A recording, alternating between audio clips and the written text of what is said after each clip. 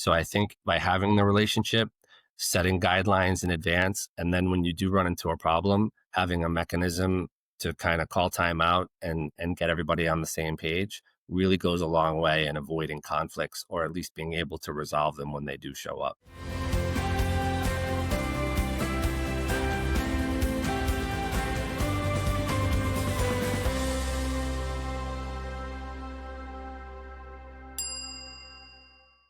Hello, everyone. Welcome back to Frustrated to Fluent. I'm Devon Bruce. I'm the founder and CEO of the English Communication Academy. We help non-native English speakers in healthcare communicate effectively with their patients, colleagues, and staff. And today I'm speaking with Sean Carroll. Sean is a U.S. Marine veteran, retired police commander, and senior executive in emergency management. Today, he coaches leaders across industries in the AIO mindset, which is adapt, improvise, and overcome. That helps executives, entrepreneurs, and high stakes professionals develop the mental toughness and confidence to thrive under pressure. He's the author of the upcoming book, AIO Mindset, the 3-step blueprint for everyday leaders to adapt, improvise, and overcome any challenge with confidence. And he's also the founder of AIO Leadership Consulting. So, Sean, thank you so much for being here.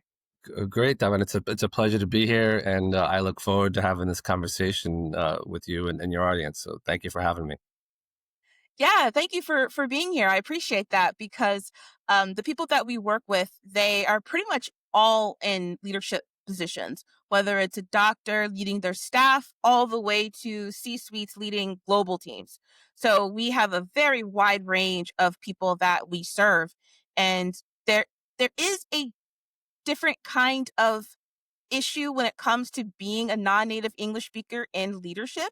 And so you are the perfect person to talk about how to overcome those challenges in a leadership position, especially when there's an extra barrier. And for this being some issues with being a non-native English speaker. So yeah, Of I'm course. excited about this. All right, so let's start with the basics. So, how would you define the AIO mindset, which I know it's adapt, improvise, and overcome? What specifically does that mean? That is basically a framework that creates confidence. So the easiest way to explain it is if any problem or challenge that you encounter in your life, if you think of it as a lock, then the AIO mindset is the master key to unlock and solve all of your problems. And the way that that's put together is, again, as it's a 3-step process. And we can talk about it more, but the easiest way to Mhm. explain it is the A, not only is it adapt, but we adapt through awareness. It's self-awareness as well as situational awareness. The I, uh, improvise, we do that through introspection, looking inward, and almost as if we were watching a reality show of, of a camera following us around. And then the last part is the overcome is through objective correction. And for most people, one of those steps is usually the hardest. Typically, it's awareness, but sometimes it's the objective correction. And what I mean by that is, and I can harken back to my days as a football coach. One of the secrets that I uncovered by accident was realizing that when we would go and review our game film after a game, all the players would get very upset because they would feel embarrassed or that we were pointing out mistakes that they had made, when in actuality that wasn't the point at all. The point was simply to show them what they had, where they needed to improve. Same thing with this is, if you have somebody that is a medical professional that is having a challenge with a language barrier or something similar like that, the trick is, don't beat yourself up about it. It's very understandable. It's very easy, because obviously if you don't know the language, it's, like the analogy of, if you don't know how to swim, if someone throws you in the ocean, whose fault is Mhm. it if you drown? So this is what it does, though, is it allows people to say it more simply. It allows people to find solutions that maybe they didn't understand possible. And that in turn gives them confidence, knowing that no matter what happens next, that you've got that master key to unlock that problem.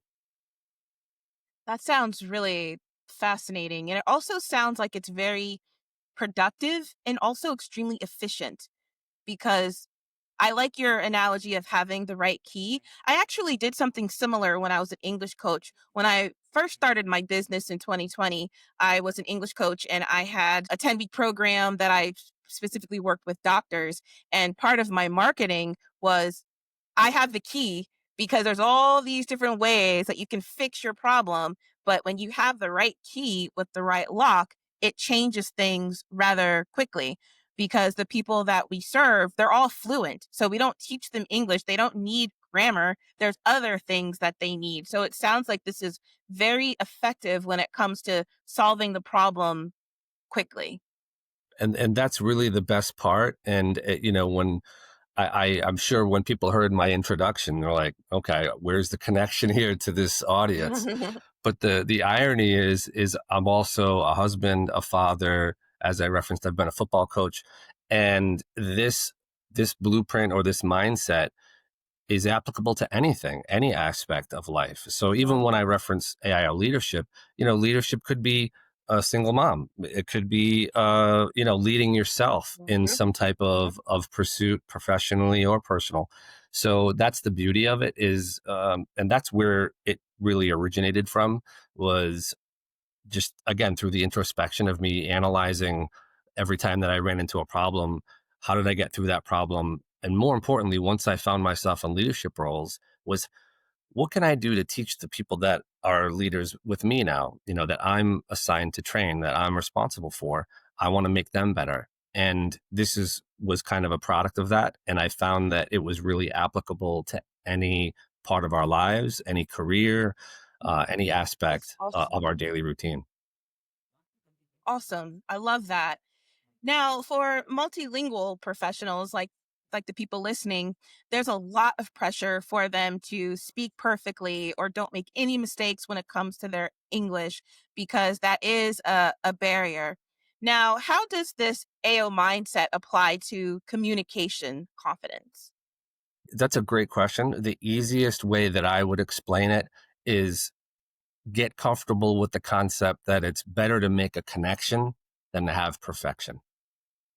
You don't need to be perfect as long as you can make that connection and get the message across. Ironically, I've had multiple situations in medical. My son had an emergency when we were in the Czech Republic some years ago. Luckily, the language barrier wasn't as much of an issue there. But then again, when I lived in Mexico, it was a totally different Mhm. situation. And we went to the medical facility. We were fortunate to have people there that knew some English. So we were able to bridge the gap between their half English and my half Spanish. We Yeah, found a way to yeah. make that connection. But I would say, to answer your question more directly, it's people need to basically don't hold yourself to that standard. As long as the message is relayed appropriately, you might mess up a couple of words along the way that aren't important, but as long as the message is received, that's what really is the most important part. Now, having said that, obviously we always want to try to improve on that ability, but in the interim, don't beat yourself up about it. The fact that you're trying to learn a new language, and just because you can speak another language doesn't necessarily make you fluent, as well as everybody here Mhm. knows, because then it's the nuance of certain words and phrases that you don't learn in Babbel or in any Rosetta Stone course. So Yep. that's the real fine tuning of it. But that's really what I would say is don't necessarily use that as the end all be all. Like, if I'm not perfect, then it's all a failure, because that's not the case. As long as you can get the message across, like I say, and make that connection, even if it doesn't have perfection, that's still okay. 100%. 100%. I cannot agree with you more because a lot of people think that they have to really focus on having perfect grammar. While I completely understand that grammar is essential when it comes to speaking any language, that's not the be all it all. It's much more effective to connect with someone and have a couple of grammar mistakes than have perfect grammar and not connect with them at all. And I feel like as a leader, that's even more essential, Sure. um, more essential to connect with the people that you are leading. So I'm really glad that you did bring this up. Now I do want to switch gears a little bit because even though there is a language gap, there's also a cultural gap most of the time. So, in your experience, what's more powerful, fluency or adaptability when it comes to cross cultural leadership? And why do you think that is more powerful? I would always say adaptability because, and I'm not just speaking specifically about the language, but the cultural part as well, because as we know, sometimes they're significant, depending on which cultures we're talking about. And I think from a leadership standpoint, what I would always say is it really comes down to the relationships that you build with your team. And when they know that, especially, like when I travel to Mexico, like I mentioned previously, my Spanish is far from great, but people appreciated the fact that I was trying. I was trying to be Mhm. respectful of the culture and the place where I am.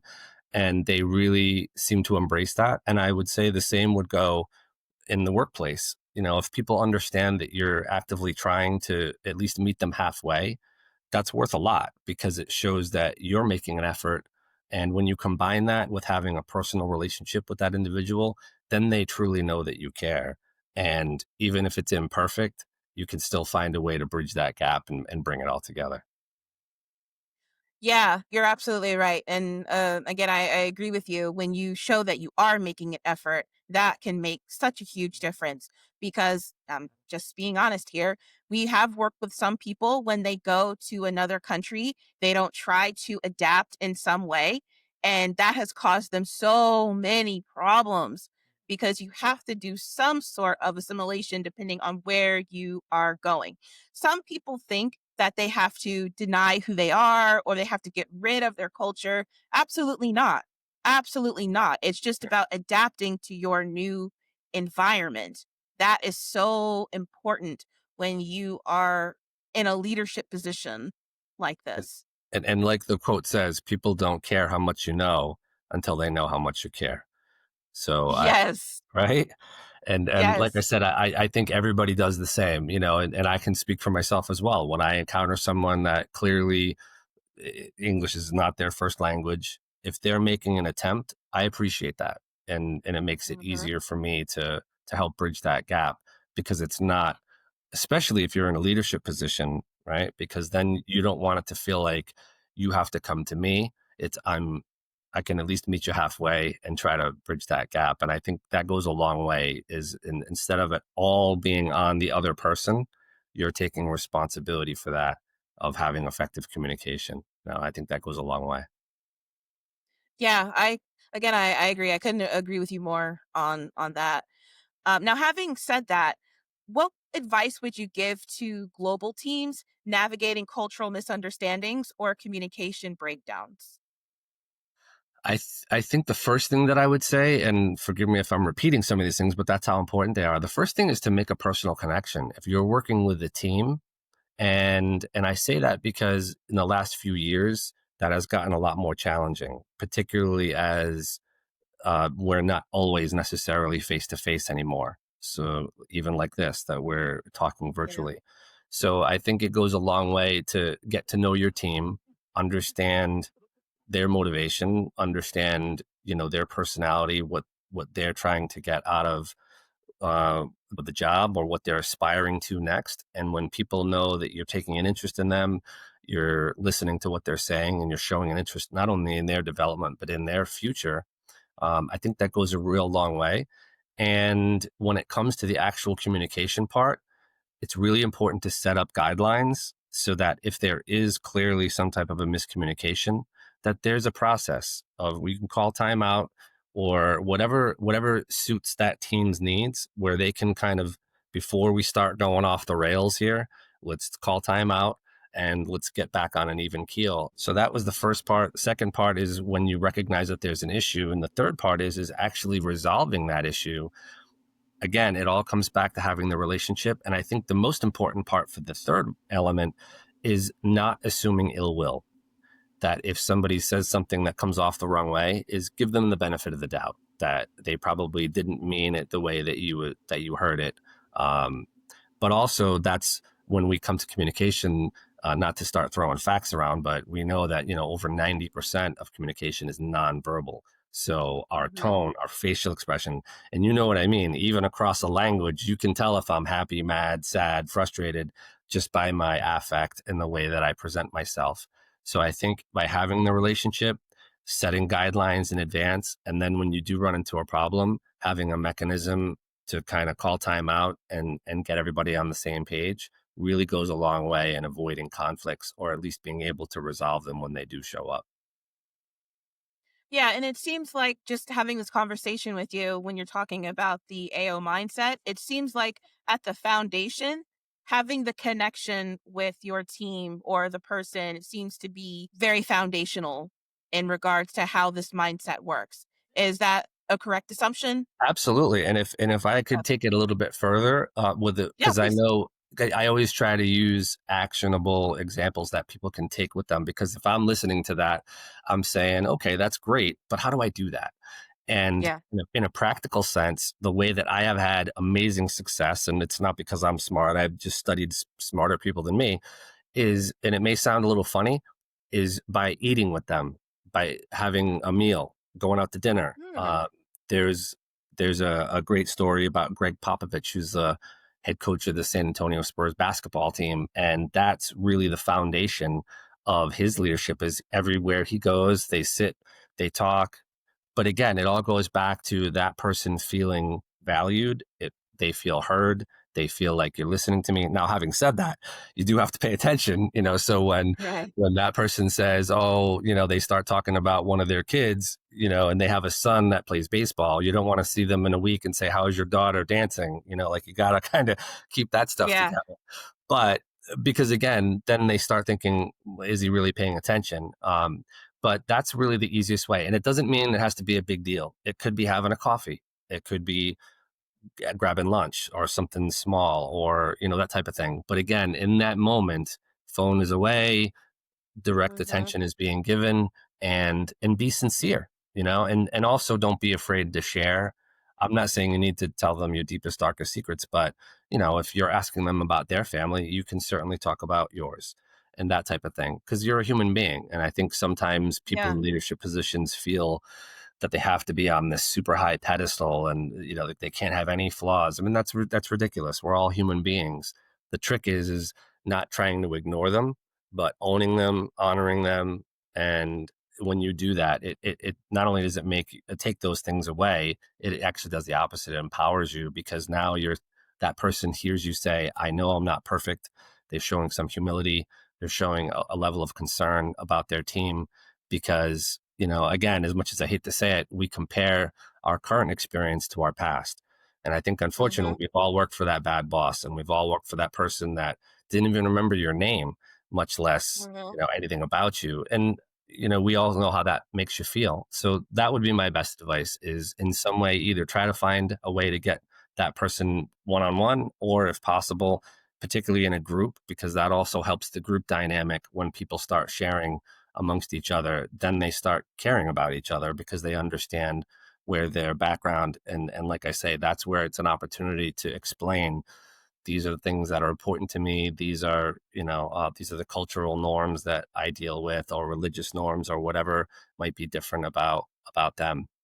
So those Hmm. are some really actionable steps that I have personally used, and I know that a lot of the clients that I've worked with have had great success with. So I hope that that helps with, like I said, with some actionable steps to actually implement this in an easy way that doesn't require a textbook.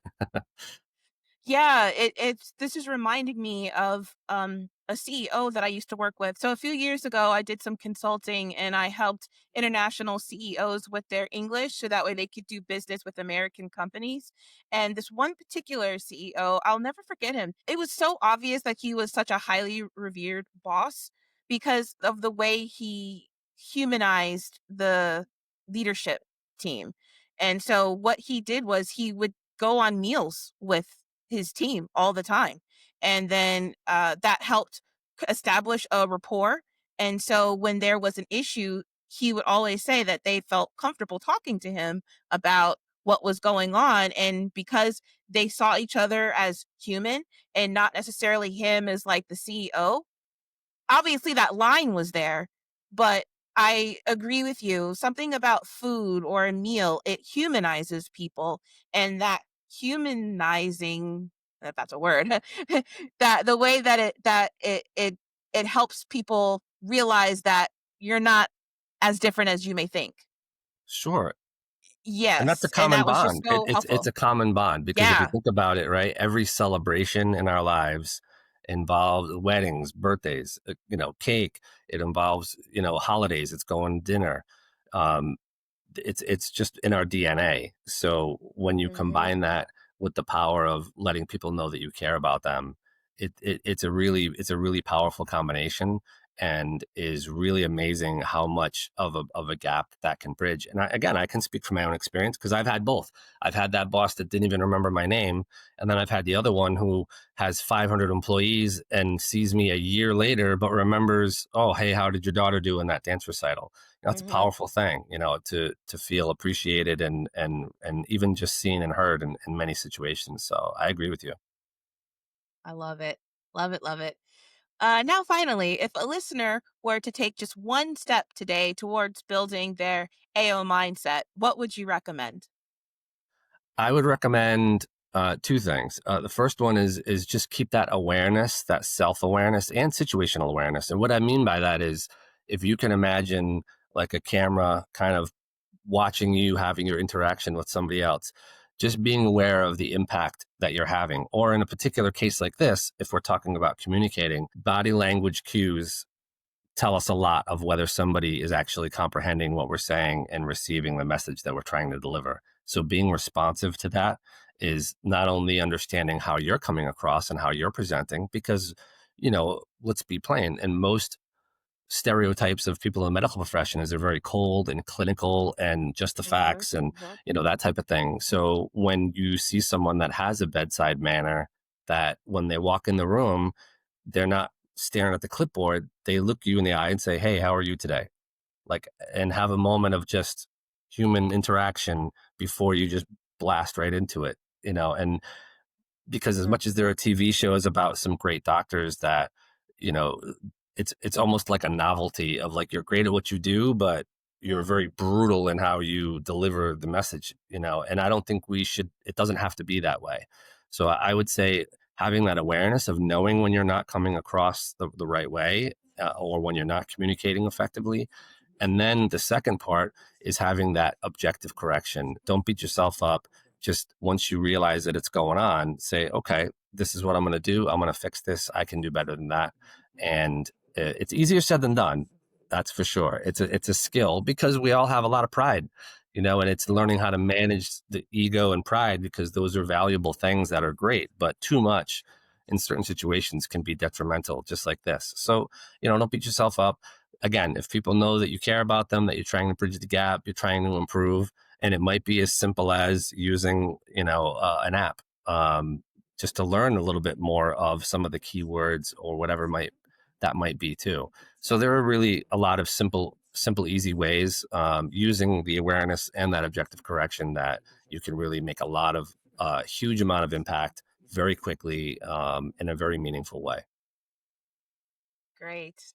Oh, that's awesome. Now, Sean, where can people find you online?